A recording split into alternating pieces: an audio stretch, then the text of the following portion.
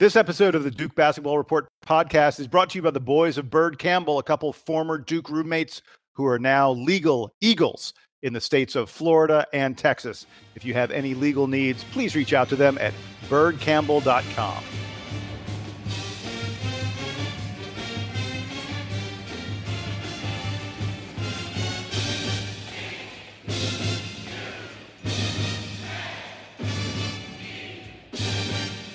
Duke fans, welcome to DBR Podcast number 120. 120 of these babies in the books. Actually, not in the books yet. We're just starting it. It'll be in the books in about 30, 45 minutes or so when we're all done with this. This is our official NBA Draft podcast. The draft is still going on as we speak, and we're going to discuss what's happening in just a moment. But first, before I do any of that, I need to tell you who the heck I am. I am Jason Evans. You know me on the DBR boards. I have a very secretive name. My name is Jason Evans. So I am joined, as I almost always am, by my good buddy, Donald Wine, Blazing DW. Donald, how you doing this evening? I'm doing okay. For the people out there, just so you know where we're at right now in the draft, I'm going to sing a little tune. And I'm free falling. You are no Tom Petty, my friend, but I know who you're talking about. That was it. That's all I had. I'm sorry. That's all you got.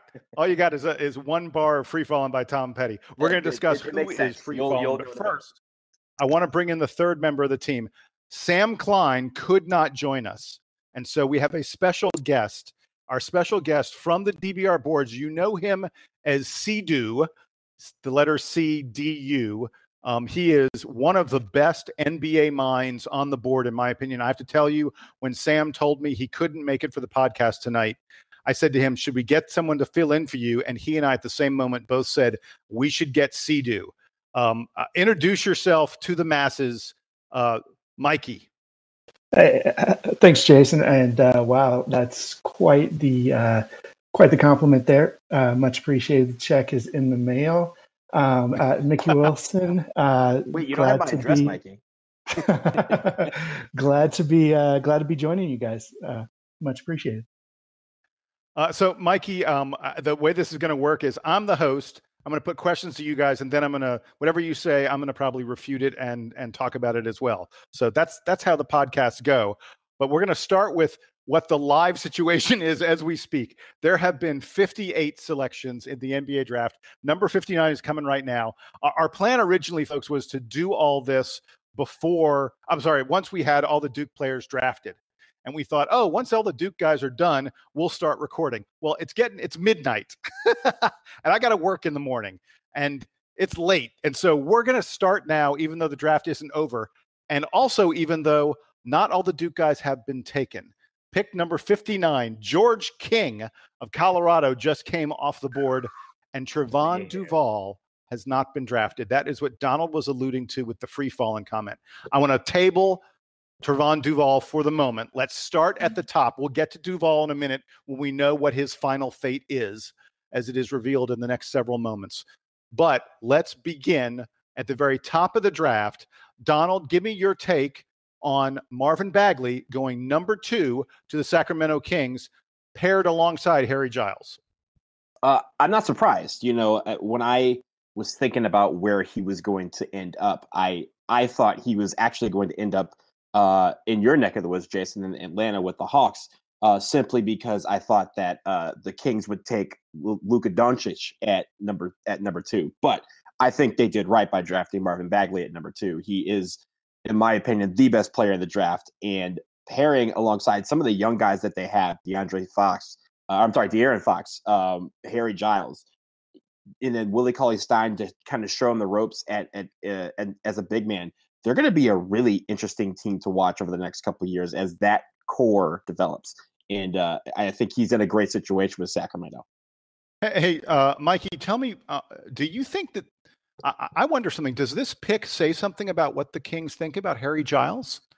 I would think that Giles and Bagley feel pretty similar to me. Yeah, you read my mind, Jason. When I agree with Donald. I love the pick for Sacramento, but I couldn't help but immediately thinking, man, well, two things. One, they kind of sound like the Detroit Lions taking wide receivers. And that's a sore subject. That's a sore subject here.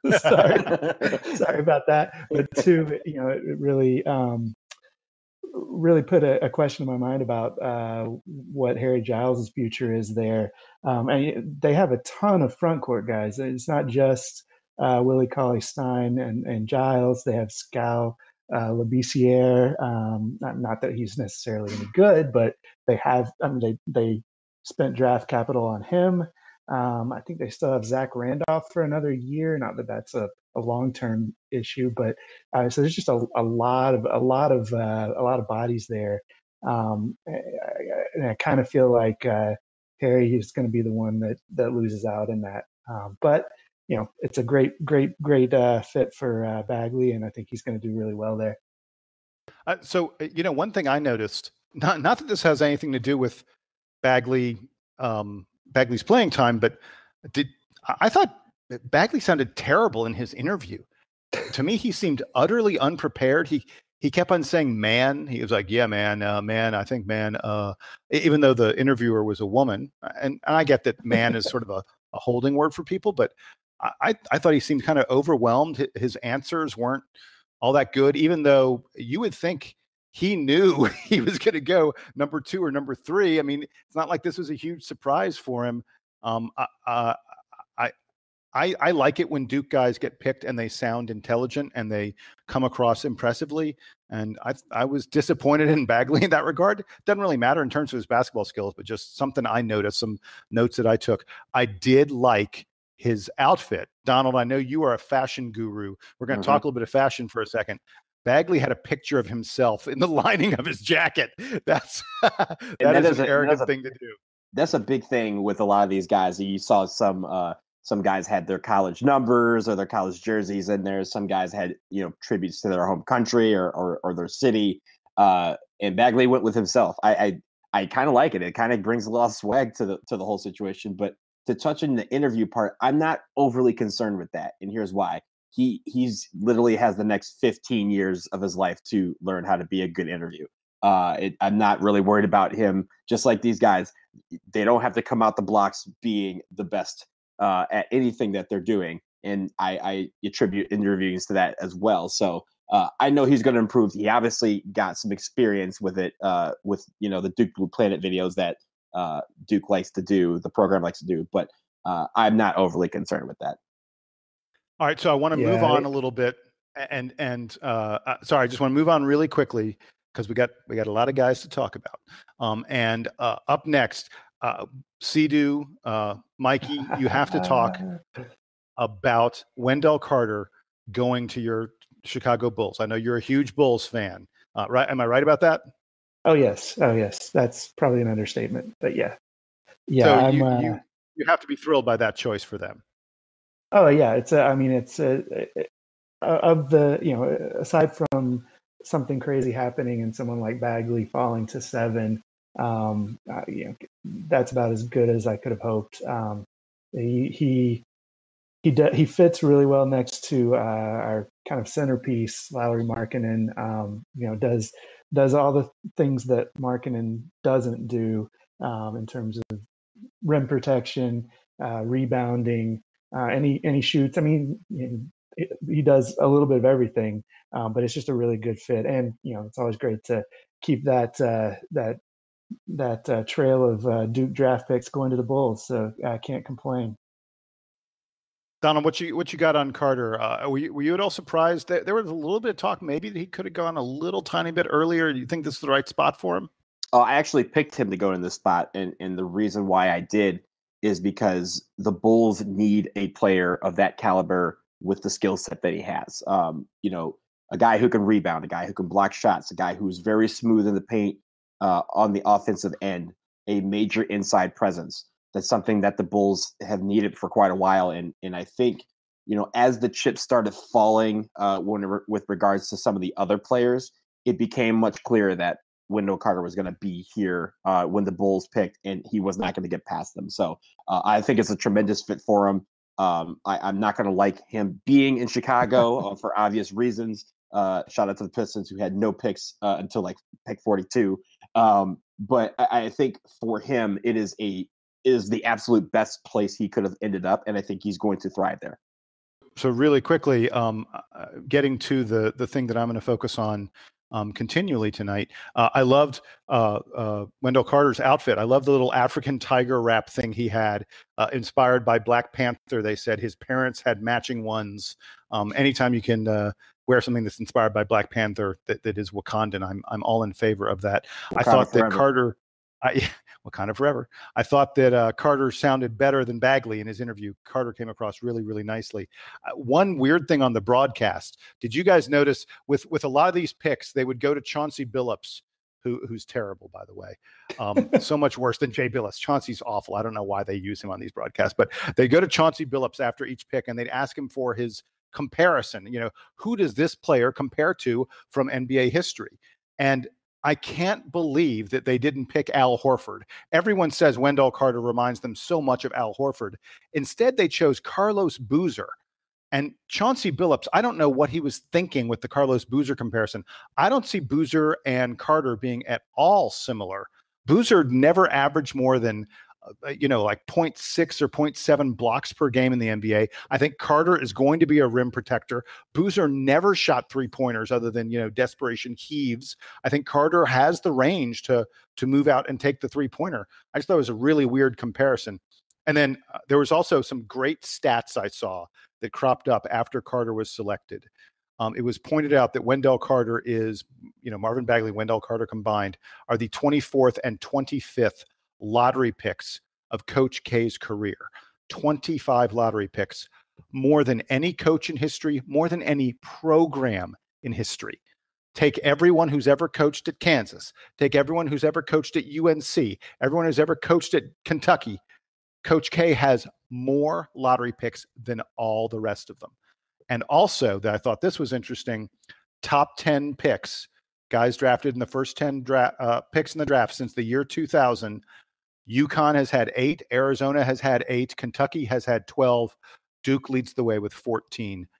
And the Duke men's basketball Twitter tweeted this out. I thought it was great. Top 3 picks since Coach K arrived at Duke in the mid-1980s. Top 3 picks in the NBA draft. Duke has 12, Kentucky has 6, UNC has 5, and Duke men's basketball pointed out that the best play here. Some amazing stats about Duke basketball and what a great job we do at pushing guys into the NBA. And I believe this is I think I saw this is the 5th year in a row, 4th or 5th year in a row that Duke has had a top 3 pick. That's crazy. That is just a silly, silly number.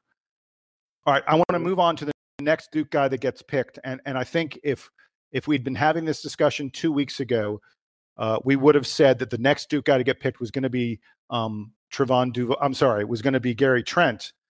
And it turns out the next guy to get picked was Grayson Allen, who goes to the Utah Jazz, gets to play for Quin Snyder, who I'm sure over the years they have met. And Quin obviously can get on the phone to Coach K, knows exactly what he's getting in Grayson Allen.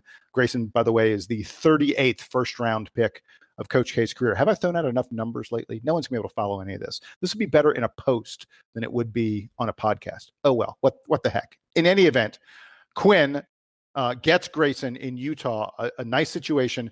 Donald talked to me about it and talked to me about Donovan Mitchell and Quin and Grayson's relationship.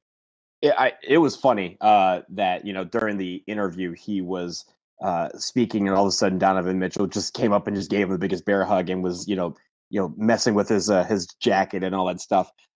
That shows you that, and they said it during the broadcast. They said for all the talk about whether GMs and other teams would and teammates would take to Grayson Allen and the quote unquote antics that he's had over the years, that showed you right there. I mean, this is Donovan Mitchell and Grayson Allen had their, tussles during, when they were both in college. And for him to be the first guy to really jump up and welcome him to the Jazz, I think he's going to fit in great there. And here's another thing that I will give props to Grayson for. Shout out to him for not being invited to the green room at the draft, but he showed up to Brooklyn anyway. Like, that is I always love that because, he gets to hear his name called. He gets to walk across that stage with his hat and get a handshake from another fellow Blue Devil, Commissioner Adam Silver, and be welcomed into the NBA.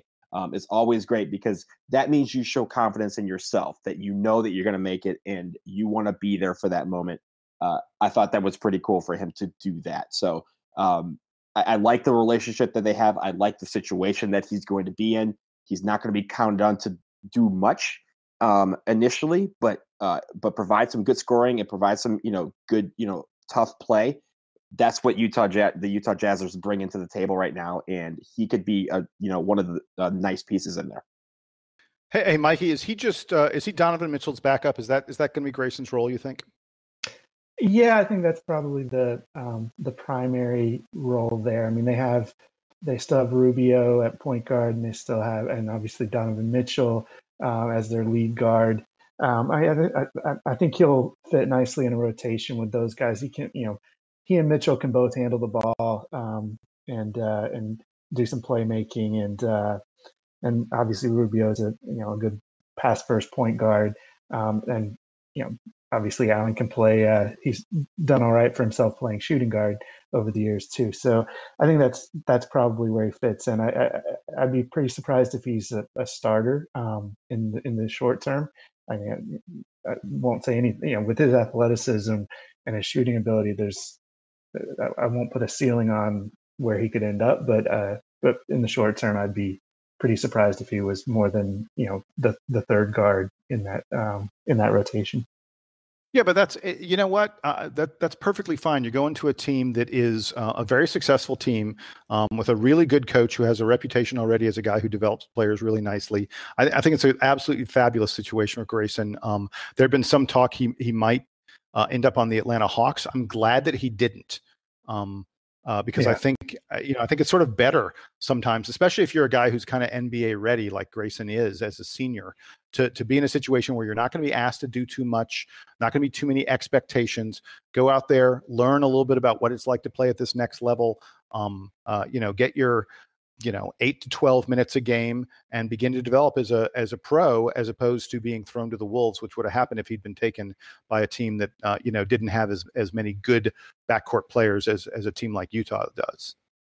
Yeah, I think it also helps to go to a team that's going to be in the playoff hunt for the foreseeable future. I think just for the exposure, you see what happened for a guy that played down the road, Danny Green, kind of coming in as a role player on a championship level team.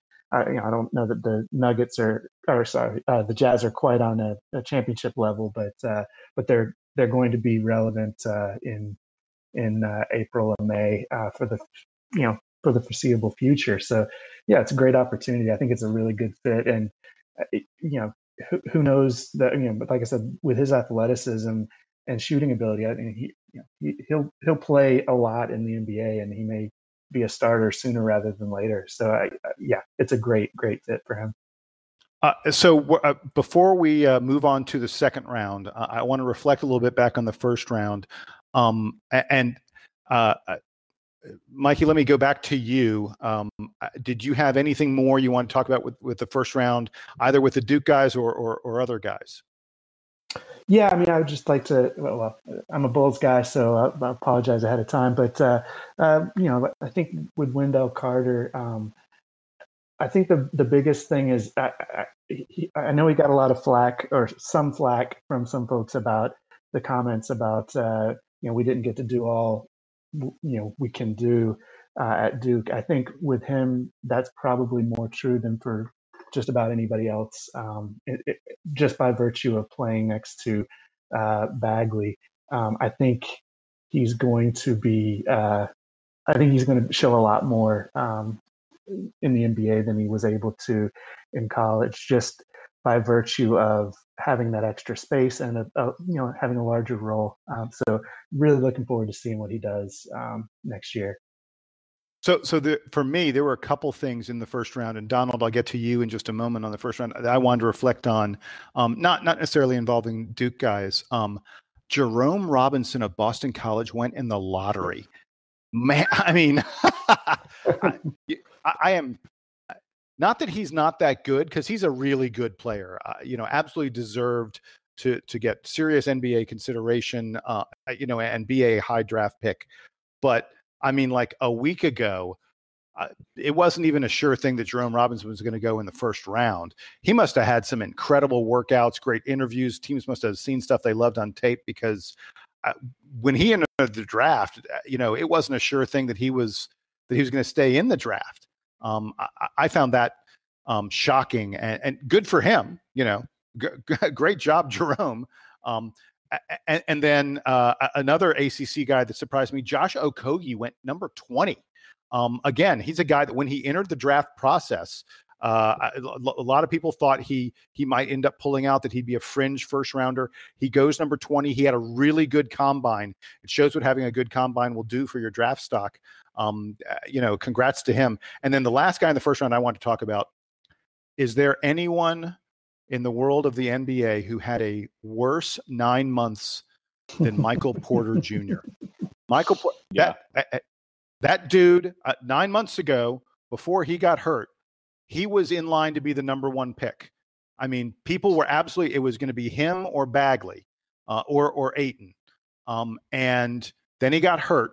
He missed his entire college season, and he missed a chance to play with his brother, to play under his father, who was an assistant coach at Missouri. And then he sees his draft stock plunge. He almost fell out of the lottery. And I looked, if he'd gone at number 3, which I'm saying that's like, 9 months ago, that was his low point. His floor was the number 3 pick. If he'd gone number 3, he'd be making $5.5 million a year on his contract. Instead, as the number 14, he's going to make $2.5 million a year. His salary has been more than halved. He cost himself probably 15, 18, maybe $20 million over the life of his rookie contract. Now, that said, $2.5 million a year, I'll take it. Not bad, if you can get it. But still, I feel for the guy, because he got hurt. Nothing you can do about it. All right, Donald, I want to go to you now really quick before we get to the second round. Give me, was there one surprise? Was there one thing you saw in the first round that you want to talk about? Yeah, in addition to what you mentioned, I think Kevin Huerter going to your Hawks at 19, because as early as as late as 3 weeks ago, they were saying that he was considering leaving the draft as well, because that a lot of people had graded him well into the second round. Well, I don't know who he listened to, but he needs to buy him a nice steak dinner, a watch, and a Bentley, because whoever he listened to kept him in the draft, and he is a first round pick. That was probably one of the surprises, because again, leading up to the draft, they were not sure where he was going to land, if he was going to get drafted at all. And now he is in the first round and going to Atlanta. Well, by the way, Atlanta got him in the DBR mock draft also. I picked him up for the Hawks in the mock draft, but I picked him up at number 34. So yeah, he did a lot better in the real draft. He wouldn't have even gotten a guaranteed contract from me.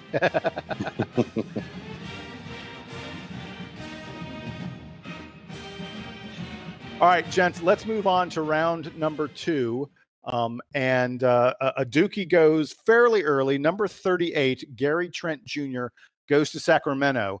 And at the moment he went to Sacramento, the three of us started hitting each other up with text messages. Mikey, I think you were the one who said it's the Sacramento Blue Devils, because they would now have 3 Blue Devils with Marvin Bagley and Harry Giles. I immediately wondered, I went, wow, this may not be a good spot for him, because I know Sacramento has a lot of guys under contract. And I looked it up. They had 13 guys under contract. Marvin Bagley becomes number 14. Plus, they've got some cap room, and they're going to probably try and bring in someone. They're not going to just stash their cap room. I think Sacramento, after being down for several years, is ready to start to get better. And I went, wow, Gary Trent could be looking at being like Sacramento's two-way player with the G League. I don't think they can offer him a full NBA contract. They just don't have enough spots to offer him a contract. And then literally, as I was doing the research on this and looking it up, he got traded. He got traded to Portland, which is a much better situation. They only have 10 guys under contract right now. Portland does. And Mikey, let me ask you, do you think he's a good fit? Even though Sacramento's a bad team, Portland's a really good team. But this may be a better landing spot for Trent. Oh yeah, I think Sacramento, both in terms of having a bunch of people on the roster, they also have a bunch of shooters. They have one of the Bogdanoviches. I can't remember which one it is, but they have one of the two of them. They have Buddy Hield, and so it's a crowded wing rotation there. It's a crowded wing rotation in Portland as well. They have C.J. McCollum starting, and he's pretty entrenched there. They've got Al-Farouq Amino and Mo Harkless at forwards. Obviously Dame Lillard at point guard, but so that, I mean, it's not a wide open rotation there, but they don't have a lot of great shooters. So Trent fits that role as a shooter off the bench, and they, like you said, they certainly have the roster spots. So I think he'll get a good shot there. And obviously any team that trades for you has an interest in you, so that's always a positive sign, as opposed to someone just taking a flyer in the second round with their draft pick. So yeah, I think it's a much better. While I would have been excited for Sacramento, I'm a Bulls fan first, but I do like the Kings in the West. I would have been excited to see him play with Bagley and Giles. He probably wouldn't have played much, if at all, with them. He has a good shot at getting into the rotation in Portland. Donald, anything on Gary Trent? Anything to add about his spot and where he landed? Let me ask you this. Do you think he's satisfied being the number 38 pick? Or do you think there's any twinges of regret to wonder what would have happened if he'd come back? So I don't know if there's any twinge of regret, but I do know this. The Portland Trailblazers are going to get a guy with a chip on his shoulder, because I'm sure Gary Trent Jr. was thinking he was going to go in the first round, that he was a first-round talent, and that he deserved to go in the first round. He obviously slipped a little bit into the second round, but sometimes that means you end up in a better situation. And I think Nike nailed it when he said that the Portland Trailblazers are a much better situation for Gary Trent Jr. to succeed. They don't have a lot of shooters. He could eventually, if you're grabbing them, they may see him as a backup to CJ McCollum, which means he's going to get considerable minutes in the rotation, at least on the shooting side of things. They have a lot of guys who can drive the lane, and honestly, he has the athleticism, and that will be showcased, and those kind of things will come about for him. But when it comes to his one thing that he was doing very, very well for us last year, that was his outside shooting. He's in a great situation for that. So while I think that he probably is sitting there saying, I should have been a first round pick, hopefully that translates into his game, and he comes out to the Portland Trailblazers and says, I'm going to make 36 people regret that they didn't pick me. It's almost like he'll fit into the exact same role that he had last year for Duke, because they have two pretty much ball dominant guards. He's going to get open looks if he gets on the floor, and like we saw at Duke, he'll make them. So it's a really good opportunity there, and sort of like the Jazz, the Trailblazers should be competitive. So if he cracks into the rotation, he might be getting some playoff minutes, which is always great from a Duke perspective. One last thing to note, one thing that we talked about, Jason, on the podcast a lot during the season was Gary Trent's positioning when he hit a lot of threes. And one place he really, really enjoyed shooting threes was in the corners. In the NBA, if you can do a corner three, you are going to be very successful, because the way a lot of these offenses happen is one guy drives the lane on an ISO and kicks out to the wing or kicks out to the corner. It's very easy to lose guys in the corner. And if Gary Trent can establish himself as a nice threat from the corner and from the wing, he is going to get minutes. He's going to be on the floor. I thought that we would be talking about another Blue Devil in the second round, but the second round is now over. It's done. And Trevon Duval went undrafted. It is the first time in history that a Duke player has has declared for the draft early and not been drafted. Actually, am I right about that, guys? I know it's the first one and done that's gone undrafted. Shav technically did that as well, but I mean, he wasn't. Everyone knew he wasn't going to get drafted. That's right. You're right about that. Thank you. But yeah, for lack of a better word, like elite prospects, I mean, Shav was coming out of high school, but for a guy who many expected to eventually be a first round pick, yeah, that he's the first of that. Yeah, and look, we're talking about a guy who a year ago was easily a top 10 recruit. It's just very rare for a top 10 recruit to fall like this. Mikey, I'll go to you first. Even though you just gave me a little bit of good Duke history on Shavlik Randolph, talk to me about Trevon Duval and speculate the same way we just did about Gary Trent Jr. Do you think Duval is upset that he didn't come back to Duke and maybe give it a shot for another year, or do you think this guy is just ready to start his pro career, even if it isn't starting the way he'd hoped? Yeah, I mean, it's always easy to second guess in hindsight. I mean, he was a top 5, I think, recruit, definitely top 10 recruit. So I think he always envisioned himself as being a one and done. It's really hard to shake that mindset. I think these guys, they come in having been stars their whole lives, and he played a starring role at Duke for not always as smoothly as we would have hoped, but he was the primary point guard for most of the season, and I think I'm sure he has some regrets in terms of not having had things work as well as he would have hoped in the draft, obviously. But I think when you picture yourself a one and done, it's hard to shake that. I mean, I think Jim Sumner mentioned, Marquise Bolden has envisioned himself as a one and done even after his freshman year, and it takes some kind of soul searching to reestablish to be willing to kind of make that shift in your mind. It's just an unfortunate circumstance. Hopefully, I mean, the good news is I'm sure someone will take a chance on him there as an undrafted free agent. He'll get an opportunity. He's got to work on that jump shot and hit free throws and improve the decision making. I mean,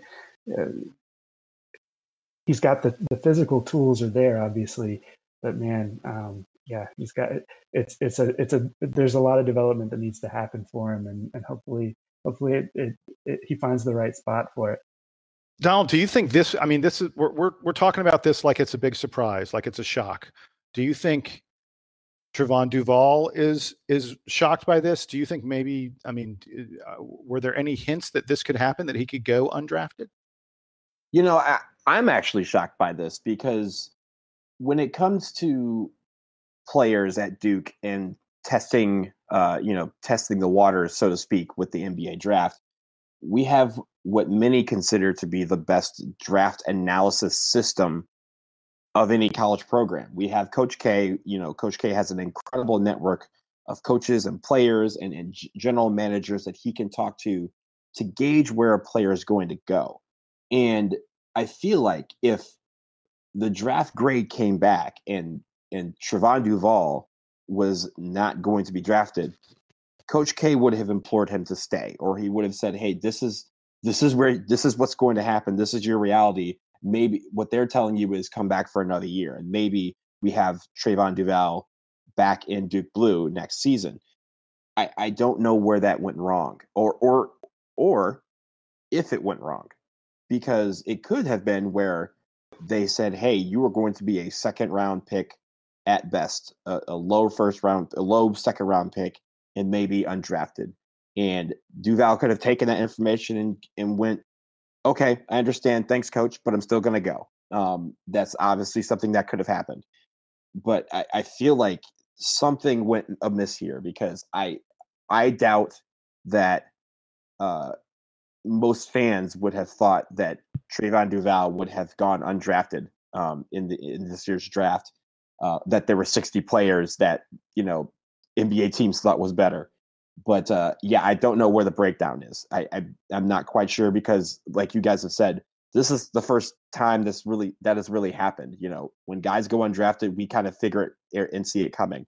This was not the case for Trevon Duval, and I want to know where that breakdown was, or if there was a breakdown at all, and he just decided that he was just ready to take the next step. You made a great point about the connections that Coach K and that the Duke program has to the NBA. It reminded me there was a tweet, an image that was sent out. I think the Duke men's basketball sent it out earlier today.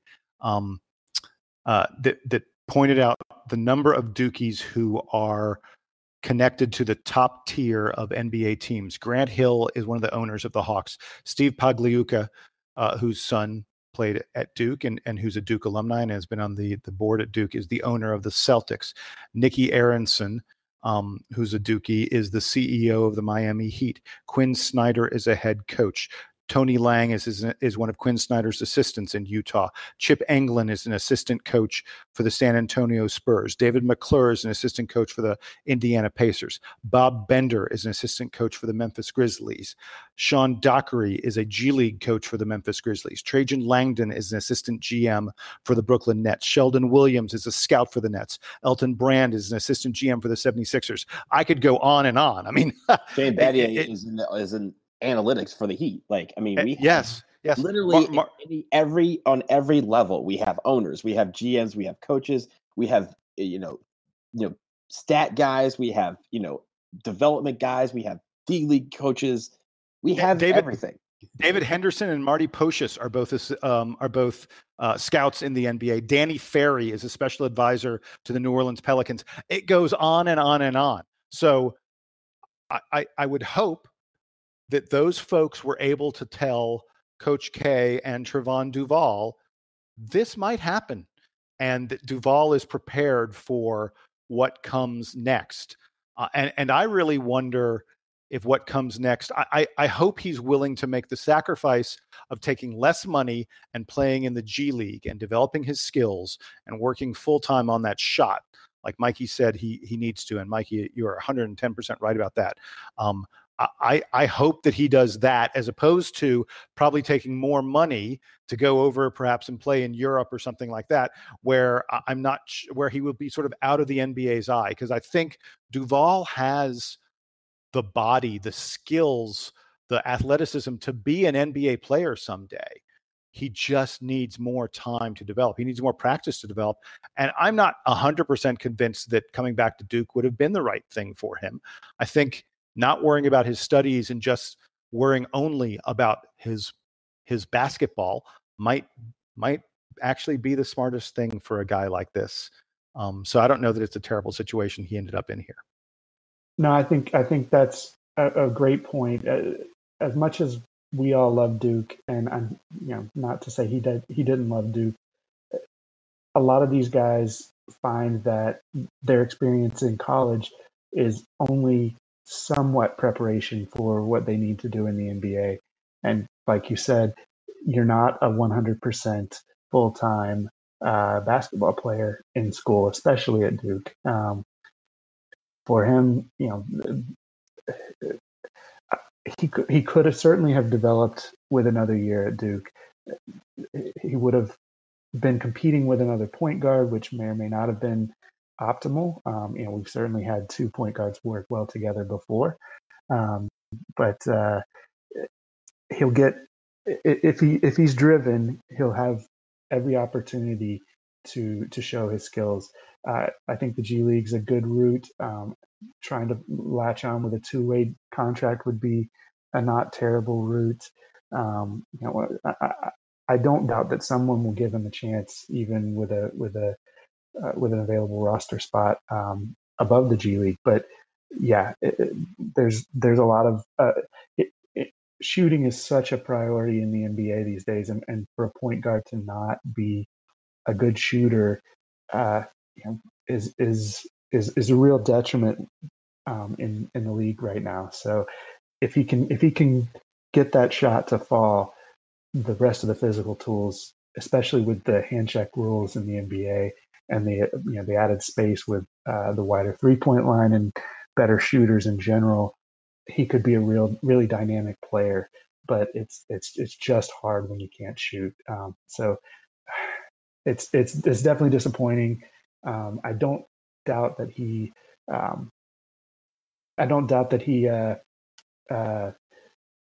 was ready to go, and from that perspective, it may not be the worst thing in the world. It's disappointing for a Duke fan, but hopefully he gets the shot together. One final point on Duval. The two most important words in his life at this point: summer league. He is going to have to try and find a summer league team and really show out, because that is going to be the first step for him at this point to getting a chance to either make a training camp roster or to get onto the G League. That is his goal now. He has to really shine in the summer league. This is his opportunity. I think that is very, very accurate. And I want to point out, and we're about to wrap up here, folks. But one of the things I wanted to say is that Trevon Duval is not alone.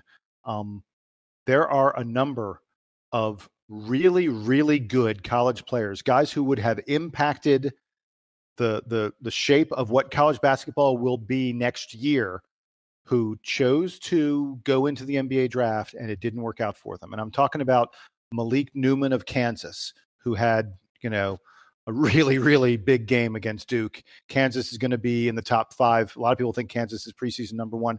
Malik Newman declared for the NBA draft, came out and got undrafted. Wenyen Gabriel of Kentucky. Kentucky needs some big men. Gabriel would have been, another nice piece for a Kentucky team that's going to be a top 5 team. Went into the draft, undrafted. Alonzo Trier and Raleigh Elkins of Arizona. I mean, Arizona's program is in a lot of trouble. Getting those two guys back, Arizona's probably a top 15, top 20 team if they have both those guys back. Neither one of them are going to be back at Kansas, even though they both went undrafted. So Trevon Duval is not alone. There are plenty of other guys who were sure, even though they were, wading into the uncertainty of the NBA, they thought their name would be called tonight. And it wasn't. And then there are the seniors whose name wasn't called. Theo Pinson, Bonzi Colson. There are, a lot of other guys who, had great college careers, and it's a bummer that, that they aren't, that they're going to have a tougher road to make it to the NBA. Although I think I mentioned Pinson and Colson specifically. Both those guys, I think some NBA team is going to, I don't know, it'll be a two-way player or something. Those two guys to me just impact the game in some special kind of ways. And I think they'll find something out there. But Mikey Wilson, thank you so much for joining us again. Mikey is CDU on the DBR boards. We appreciate you filling in for Sam, giving us some very smart NBA perspective. Donald Wine, my usual cohort partner in crime. Thanks for joining me here. It's now 12:40. No longer Thursday night, no longer draft night. It is the next morning. And that's going to do it for us here on the DBR podcast, episode number 120, our 2018 NBA draft episode. I am Jason Evans. Thank you so much for joining us. We'll be back fairly soon. We're still trying to work on some big time interviews with some folks who are connected to Duke. Hopefully we'll get those for you in the next few weeks. Until then, for Mikey, for Donald, for the absent Sam Klein, I'm Jason, and Duke Band, it's your turn. Take us home.